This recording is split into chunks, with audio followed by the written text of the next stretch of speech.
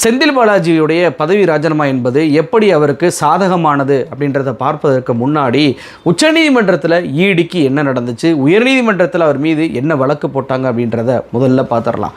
உச்சநீதிமன்றத்தை பொறுத்த வரைக்கும் கடந்த செப்டம்பர் 2024 செந்தில் பாலாஜி அவர்களுக்கு ஜாமீனை கொடுக்குறாங்க. ஜாமீனை கொடுக்கும்போதே நீதிபதிகள் என்ன சொன்னாங்க அப்படின்னா, கடந்த ஜூன் 2023 இவர் சிறையில் இருக்கிறார், ஒரு வருஷத்துக்கு மேலே ஆச்சு, ஆனால் இன்னும் ஈடி ட்ரையலை கூட ஆரம்பிக்கவே இல்லை, இது ஆர்டிகிள் 21 வயலேட் பண்ணுவதாக இருக்குது, அதனால் இவருக்கு ஜாமீன் கொடுக்குறோம் அப்படின்னாங்க. ஜாமீன் கொடுக்கும்போதே கெஜ்ரிவாலை போல எந்த கண்டிஷனுமே கொடுக்காம வெளிப்படையான ஜாமீனை செந்தில் பாலாஜிக்கு கொடுத்தாங்க. இப்படி ஜாமீன் கொடுத்தனால செப்டம்பர் 29, 2024 அமைச்சராகவும் பொறுப்பேற்றுக் கொண்டார் செந்தில் பாலாஜி. இப்படி செப்டம்பர் மாதமே இவர் அமைச்சர் ஆகிறார்ல. ஆனால் இந்த ஈடி அப்போதெல்லாம் எதிர்ப்பு தெரிவிக்காம 2 மாதம் கழித்து டிசம்பர் 13 இவர் அமைச்சராக தொடரக்கூடாது அப்படின்னு சொல்லி உச்சநீதிமன்றத்தில் ஒரு வழக்கு போடுறாங்க. இந்த வழக்கு பல மாதங்கள் நடைபெற்று ஏப்ரல் 23, 2025 உங்களுக்கு பெயில் வேணுமா இல்லை பதவி வேணுமா அப்படின்னு சொல்லி உச்சநீதிமன்றம் செந்தில் பாலாஜி அவர்களை பார்த்து கேட்குறாங்க. இப்படியான கேள்விகளை கேட்ட பிறகுதான் கடந்த ஏப்ரல் 27 செந்தில் பாலாஜி அவர்கள் தன்னுடைய பதவியை ராஜினாமா பண்ணுறாரு. இதோட ஈடி விட்டுருந்தா பரவாயில்ல. ஏப்ரல் 28 பதவியை ராஜினாமா பண்ண மறுநாள் உச்சநீதிமன்றத்தில் இந்த பெயிலை கேன்சல் பண்ணணும் அப்படின்ற வழக்கு வருது. இந்த வழக்கை விசாரித்த நீதிபதிகளான அபய் எஸ் ஓகா, ஏஜி மாசி இவங்க என்ன பண்ணிட்டாங்க அப்படின்னா, பெயிலை கேன்சல் பண்ணணும் அப்படின்னு சொல்லி ஈடி தாக்கல் பண்ண வழக்கை மட்டுமல்ல, ஏற்கனவே செந்தில் பாலாஜி தன்னுடைய இன்ஃப்ளூயன்ஸை பயன்படுத்துகிறாரு, சாட்சிகளை மிரட்டுகிறார், ட்ரையல் வேகமாக நடக்காமல் இருக்குது அப்படின்னு சொல்லி சில விட்னஸ்கள் உச்சநீதிமன்றத்தில் வழக்கு போட்டிருந்தாங்க. அந்த வழக்கையும் சேர்த்து 2 வழக்கையுமே தள்ளுபடி பண்ணுவதாக ஒரே அடியாக அறிவிச்சிட்டாங்க இந்த நீதிபதிகள். இப்படி அறிவித்த உடனே பார்த்தீங்கன்னா ஈடிக்கு தலைகால் புரியலை. உடனடியாக நீதிபதிகள்கிட்ட போய், இல்லை நீங்கள் கெஜ்ரிவாலுக்கு போட்டீங்கல்ல கண்டிஷன், அது மாதிரி இந்த செந்தில் பாலாஜி அவர்களுக்கு போடுங்க, இல்லைனா மறுபடியும் ஒரு அமைச்சராகிடுவார் அப்படின்றாங்க. கெஜ்ரிவாலுக்கு என்ன கண்டிஷன் போட்டாங்க? தலைமைச் செயலத்துக்கு போகக்கூடாது, அரசு ரீதியான எந்த நிர்வாக நடவடிக்கை எடுக்கக்கூடாதுன்னாங்க. அப்படின்னா என்ன அர்த்தம் அப்படின்னா, நீங்கள் ஒரு எம்எல்ஏ பணியை கூட செய்ய முடியாதுன்றது தான். அதே போலவே செந்தில் பாலாஜி அவர்களை ஒரு எம்எல்ஏ பதவியை விட்டு கூட இவரை ராஜினாமா பண்ண வைக்கணும், எம்எல்ஏ பதவியில் கூட இவர் இருக்கக்கூடாது அப்படின்ற நோக்கத்தோட தான் கெஜ்ரிவாலுக்கு போட்ட அந்த கண்டிஷனை நீங்க செந்தில் பாலாஜிக்கு போடுங்க அப்படின்னு சொல்லி சொல்றாங்க. அது மட்டுமல்ல, இந்த துஷார் மேத்தா எந்த அளவுக்கு நீதிபதிகளை மிரட்டுவார்னு உங்களுக்கு தெரியும். இந்த ஓகா அப்படின்ற நீதிபதி இவர் வரக்கூடிய மே 24 ரிட்டையர்ட் ஆகிறாரு. இதை சுட்டி காட்டியே பாருங்க, நீங்க ரிட்டையர்ட் ஆன பின்பு 1 மாசத்திலே இவர் அமைச்சராயிருவாரு, கேலி கூத்தாக்கிடுவார், நீதிமன்றத்தையும் ஈடியும் கேலி கூத்தாக்கிடுவார் அப்படின்னு சொல்லி அவருடைய ஓய்வை சுட்டி காட்டியே இவர் சொல்ல, உடனடியாக ஜஸ்டிஸ் ஓகா அவர் என்ன சொல்றாரு அப்படின்னா, அதாவது நீங்க அவர் மீண்டும் அமைச்சராயிருவாரோ அப்படின்னு சொல்லி பயப்படுறீங்க, ஒருவேளை அவர் அப்படி அமைச்சர் ஆனார்னா பெயிலை கேன்சல் பண்ணுங்கன்னு சொல்லிட்டு அப்போது மனு போடுங்க, இப்போ நீங்க எதுவும் சொல்ல தேவையில்லை அப்படின்னு சொல்லி நெத்தி அடியாக நீதிபதி அவர்கள் சொல்றாரு. உடனே இந்த துஷார் மேத்தா என்ன சொல்றாரு அப்படின்னா, இல்லை அவர் ஸ்டேட் கவர்மெண்ட்டில் ரொம்ப ஒரு இன்ஃப்ளூயன்ஸான பவர்ஃபுல்லாக ஆளான இருக்கிறாரு, ஜெயிலில் இருக்கும்போதே அமைச்சராக இருந்தவர், இந்த வழக்கை மாநில அரசு விசாரிக்கிற வரைக்கும் இந்த வழக்குடைய ட்ரையல் என்பது சீக்கிரமாகவே முடியாது அப்படின்னு சொல்லி ஒரு வாதத்தை வைக்க, உடனடியாக நீதிபதிகள் அவரே ராஜினாமா பண்ணிட்டாரு, இதுக்கு மேலே அந்த வழக்கை விசாரிப்பதற்கு எதுவுமே இல்லை அப்படின்னு சொல்லி அந்த வழக்கை ரத்து பண்ணிடுறாங்க. உடனே மறுபடியும் போயிட்டு வழக்கை அட்லீஸ்ட் ஸ்பீடாக ட்ரையல் ஆரம்பிப்பதற்காக ஒரு உத்தரவை போடுங்க அப்படின்னு சொல்லி கேட்க,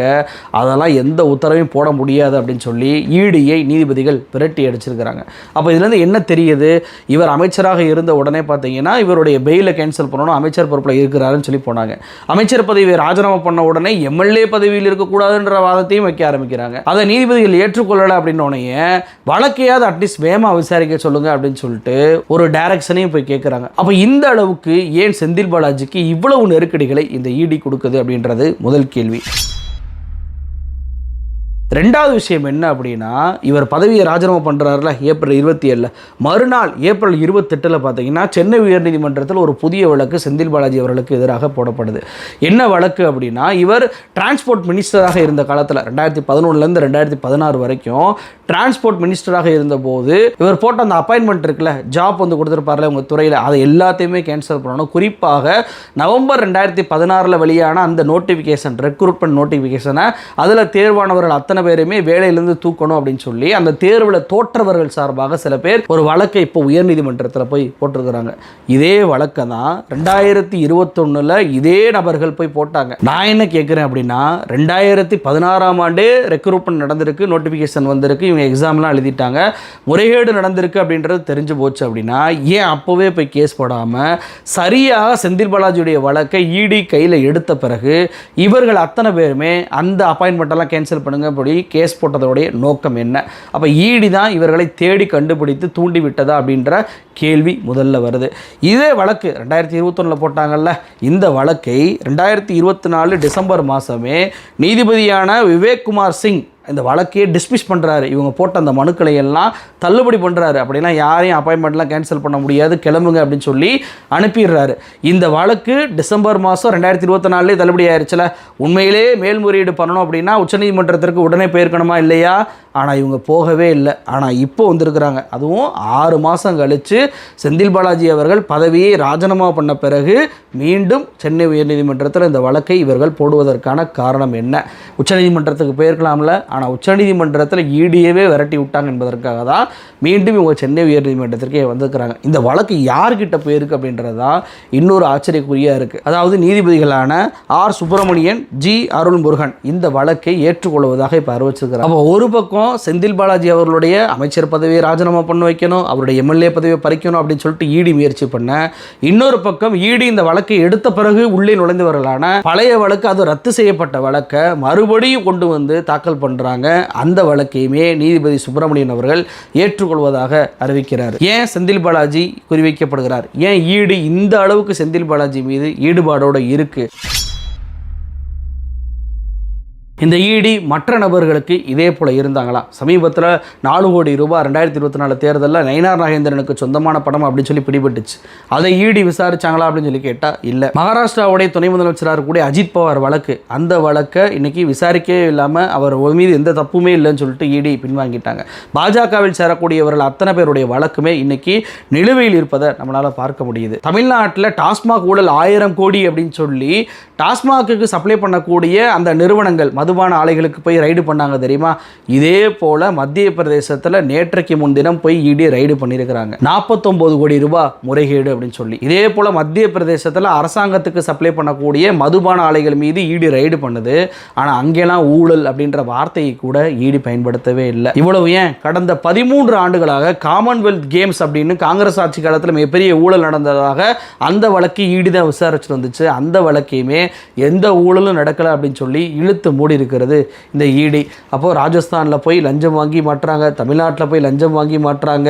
நேற்றைக்கு கூட டெல்லி உயர்நீதிமன்றம் மிக கடுமையான உத்தரவுகளை, இடியும் அதே போல் சிபிஐ அதிகாரிகளும் லஞ்சம் வாங்கிக்கிட்டு கேஸெல்லாம் இப்படி பண்ணுவது சரி கிடையாதுன்னு சொல்லி கண்டனத்தையும் தெரிவித்தாங்க. அப்போ மற்றவர்களுக்கு ஒரு மாதிரி நடக்கக்கூடிய இந்த இடி செந்தில் பாலாஜி விஷயத்தில் மட்டும் ரொம்பவுமே ஆர்வமாக மெனக்கெட்டு அவருடைய பதவியை காலி செய்யக்கூடிய வேலையில் ஈடுபடுவதற்கான மெயினான காரணம் இடி என்பது பாஜகவுடைய ஏவல் துறை அப்படின்றதுனால தான். பாஜக எப்படியாவது செந்தில் பாலாஜியை முடக்கிட்டா அதிமுக பாஜக கூட்டணியை வச்சு கொங்கு மண்டலத்தில் நம்ம அதிகமான சீட்டுகளை வெற்றி பெற்று விடலாம் அப்படின்னு சொல்லி கணக்கு போடுறாங்க. அதனால தான் தொடர்ச்சியாக எப்படியாவது செந்தில் பாலாஜியுடைய அமைச்சர் பொறுப்பை ராஜினாமா பண்ண வைக்கணும்னு நினச்சாங்க. இப்போ எம்எல்ஏ பதவி காலி பண்ண வைக்க நினைக்கிறாங்க. வெறும் கேஸில் மட்டுமே அவரை இன்வால்வ் ஆக வச்சுட்டு அரசியலிருந்து அவரை அப்புறப்படுத்திடலாம் அப்படின்றது தான் இந்த இடி போட்ட பிஜேபி போட்ட பிளான். ஆனால் இடி போட்ட பிஜேபி போட்ட அந்த பிளானை, அந்த கால்குலேஷனை இன்னைக்கு அவங்களுக்கே பேக் ஃபயர் ஆயிருக்கு. ஆமாங்க, செந்தில் பாலாஜி தன்னுடைய அமைச்சர் பொறுப்பை ராஜினாமா பண்ணதுனால இன்னைக்கு அவருக்கே மிகப்பெரிய சாதகமாக போய் முடிஞ்சிருக்கு. எந்த நோக்கத்திற்காக இடியும் பிஜேபியும் அவருடைய பதவியை முடக்க நினைத்தாங்களோ அந்த நோக்கத்தை மிக தீவிரமாக செயல்படுத்தக்கூடிய நிலைமைக்கு இன்னைக்கு செந்தில் பாலாஜி வந்துட்டார். முன்னவாவது அமைச்சர் பொறுப்பு அவருக்கு இருந்துச்சு. அரசாங்கத்துடைய பணிகளை காலையிலேருந்து இரவு வரைக்கும் அவர் பண்ணணும், அரசாங்கத்துடைய நிகழ்ச்சிகளில் போய் கலந்துக்கிறணும், அரசு சார்ந்த அதிகாரிகளுடன் அவர் மீட்டிங் போடணும். இப்படி காலையிலிருந்து இரவு வரைக்கும் அரசாங்கத்துடைய பணிகளை செய்யக்கூடிய கடமை என்பது செந்தில் பாலாஜி அவர்களுக்கு இருந்துச்சா?